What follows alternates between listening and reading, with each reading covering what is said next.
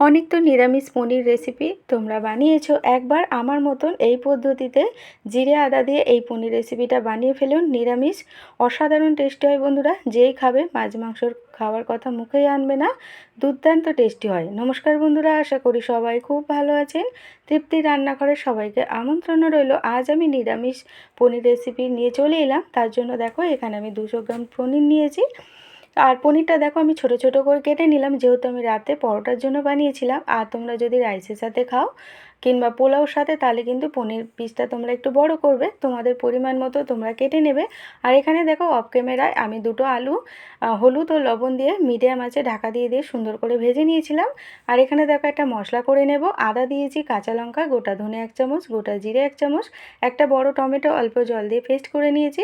আর এখানে একটা পাত্রে আমি 2.5 চামচ টক দই দিয়ে টক দইটা একটু ফাটিয়ে নিয়ে তারপরে এখানে পরিমাণ মতো হলুদ গুঁড়ো আর সুন্দর একটা কালারের জন্য আমি 1/2 চামচ কাশ্মীরি লঙ্কার গুঁড়ো আর 1/2 চামচ এখানে চিনি দিলাম।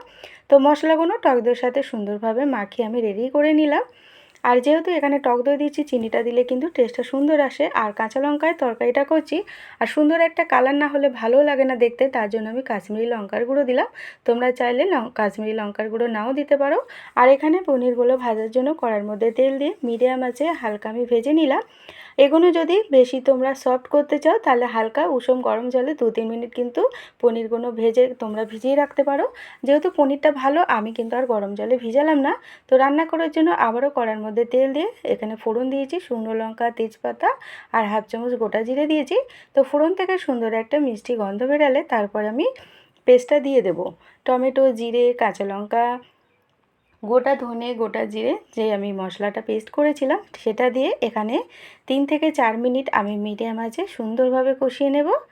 তো দেখো তারপরে 3 মিনিট আমার কষানো হয়ে গেলে আমি এখানে ভেজে রাখা আলুটাও দিয়ে দেব। আলু দিয়ে কিন্তু আরও বেশি কিছুক্ষণ আমি কষিয়ে নেব। তো অল্প আমি যে মশলাটা বাটিতে রেখেছিলাম সেই বাটি করে অল্প জল দিয়ে আমি সুন্দরভাবে কষিয়ে তারপরে দেখো এখানে আমি একটু ঢাকা দিয়ে দেব।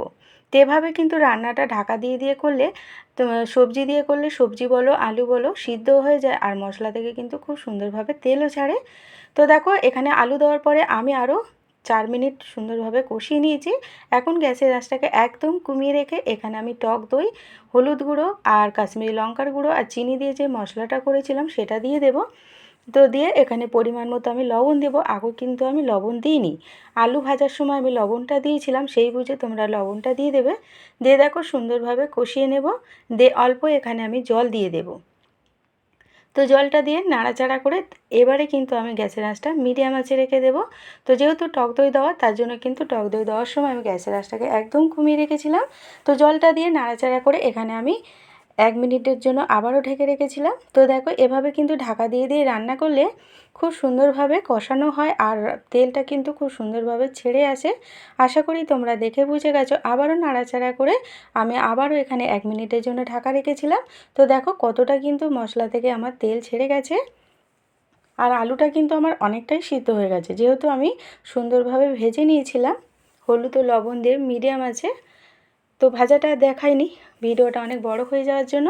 তো দেখো খুব সুন্দরভাবে কষানো হয়ে গেলে এখানে আমি জলটা দিয়ে দেব। তো তোমরা তোমাদের পরিমাণ অনুযায়ী জলটা দেবে, যেহেতু আমি পরোটার সাথে খাবো, তার জন্য কিন্তু আমি বেশি ঝোল করব না।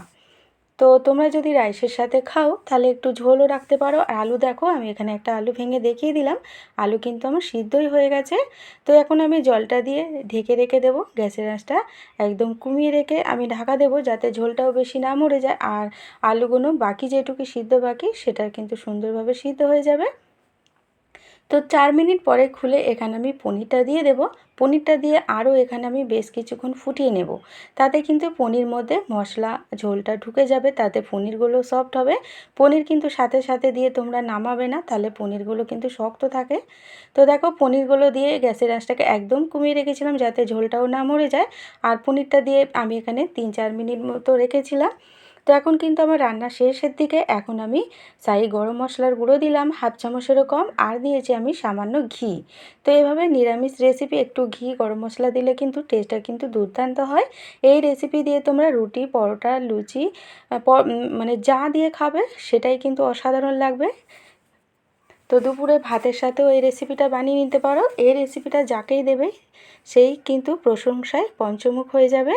তো দেখো একটা প্লেটে আমি নামিয়ে তোমাদের সামনে পরিবেশন করছি। কতটা লোভনীয় হয়েছে।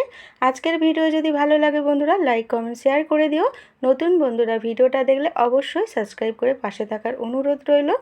সবাই ভালো থাকবেন, সুস্থ থাকবেন। আবারও আসবো নতুন একটা রেসিপি নিয়ে। আজকের মতো টাটা বন্ধুরা।